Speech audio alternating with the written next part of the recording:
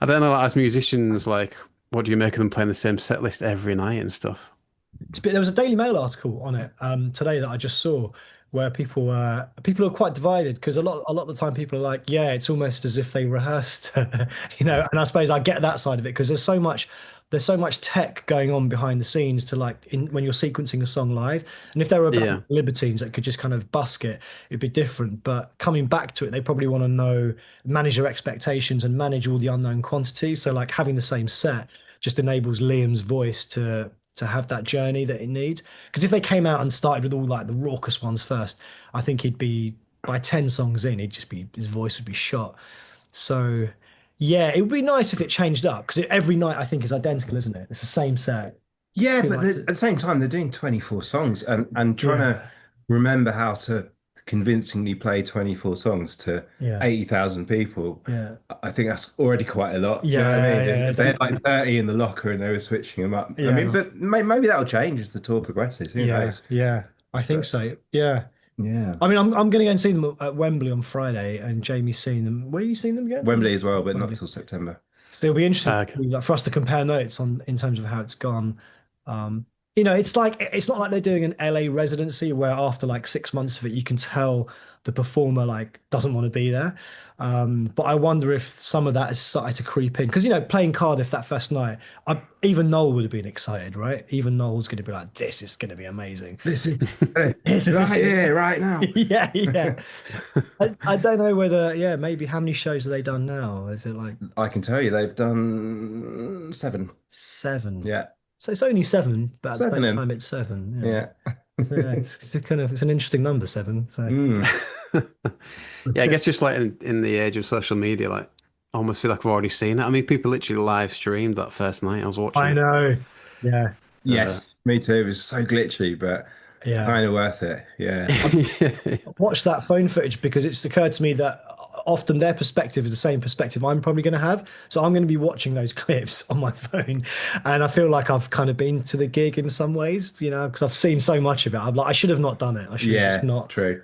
watched any YouTube or TikTok footage. I got too caught up in excitement.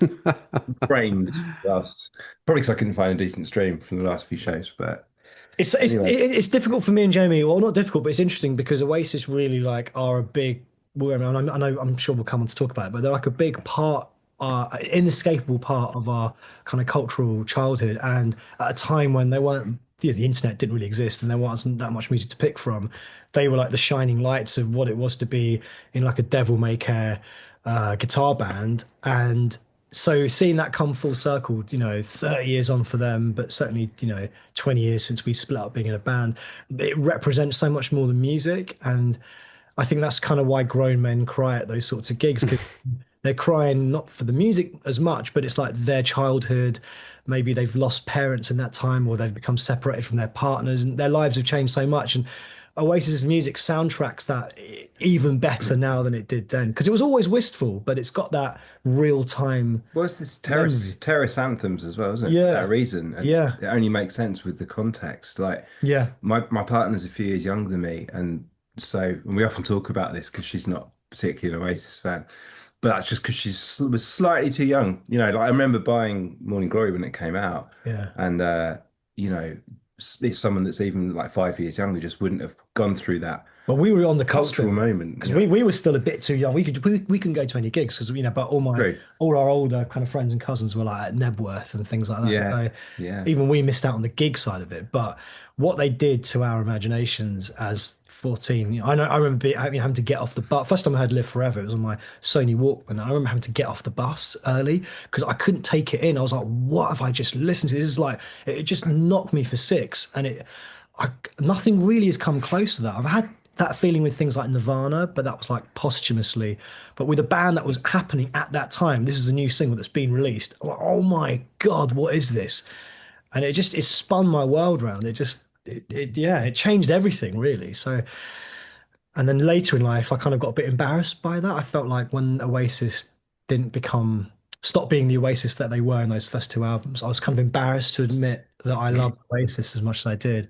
It's that's a really good point because and that's reflected in the set list. Is it? I think the only song So they play Do You Know What I Mean, which is amazing, and then I think Little by Little, which is maybe the fourth album. Other than that, they're all first Yeah. two albums and B-sides. Like, Really, really. Yeah. like, and I don't think it's just knowing all your bread's buttered. I think from listening to a lot of Noel Gallagher podcasts, Mm. even he says like Being Out was just pub rock bollocks. You know, I actually love that album. yeah, Yeah, yeah. I I think it's don't the mind third some of best it. record, you know. So yeah.